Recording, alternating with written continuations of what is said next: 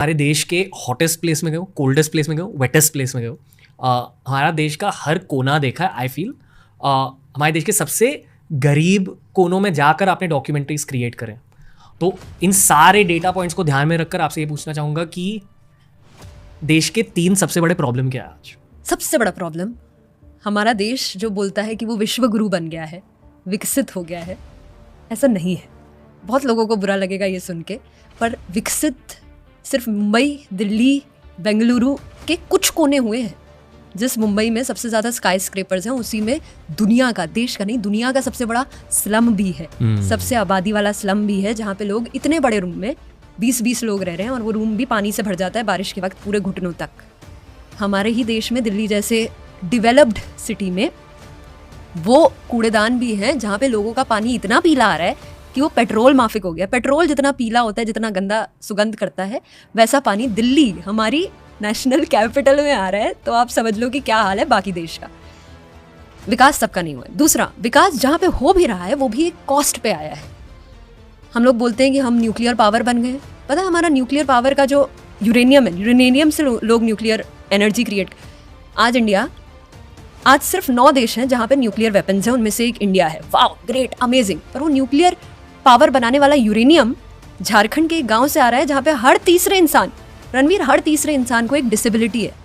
हम लोग जब वहाँ पे गए तो हमने देखा कि लोगों के पूरे स्किन में रैशेज हैं, फेस मेल्ट हो चुका है, आधे बच्चों को कॉग्निटिव डिसेबिलिटीज है। तो हमारे न्यूक्लियर पावर होने का भुगतान झारखंड का एक गांव जादूगोड़ा भुगत रहा है। फिर बताती हूँ, विकास हम लोग का होता है कोयले से।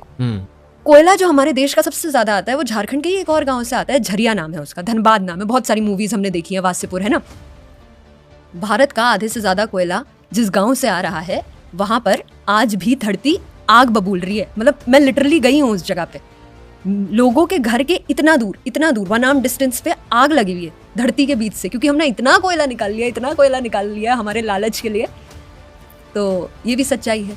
तीसरी चीज, मेरे को लगता है ये जो हमने बाइनरीज बना रखी है ना, हिंदू मुसलमान, अच्छा बुरा की, आप अगर इंडिया ट्रैवल करोगे तो आप अस्सलाम वालेकुम भी बोलोगे, आप राम राम भी बोलोगे। इतनी अच्छी डाइवर्सिटी है हमारे कंट्री में कि जहाँ पर बिगेस्ट डेजर्ट है वहीं पर बिगेस्ट माउंटेन्स भी हैं, वेस्टर्न घाट्स हैं, ईस्टर्न घाट्स भी है, यमुना भी है, गंगा भी है। इतनी प्यार, इससे ज़्यादा डाइवर्स कंट्री पूरे वर्ल्ड में नहीं है जितनी डाइवर्स इंडिया है। हर 1 किलोमीटर में भाषा, बोली, खाना, चलना सब बदलता है। इतनी डाइवर्स है ये कंट्री और हमारी डाइवर्सिटी हमारी स्ट्रेंथ है। बट हम लोग उसको ऐसे सोचते हैं कि हम इसके साथ बात नहीं करेंगे, इसको अपने साथ खिलाएंगे नहीं, इसके साथ अपने लड़की की शादी नहीं करेंगे। और जब मैं घूमी ना इंडिया, तब मेरे को पता चला कि लोग चाहे जितने गरीब हैं, जितने भी बुरी कंडीशन में रह रहे हैं, वो अपने घर में बुला के एक चाय ज़रूर पिलाएंगे तुमको। तो विकास बहुत कम जगहों का हुआ है। विकास जो हुआ है वो एक कॉस्ट पे आया है।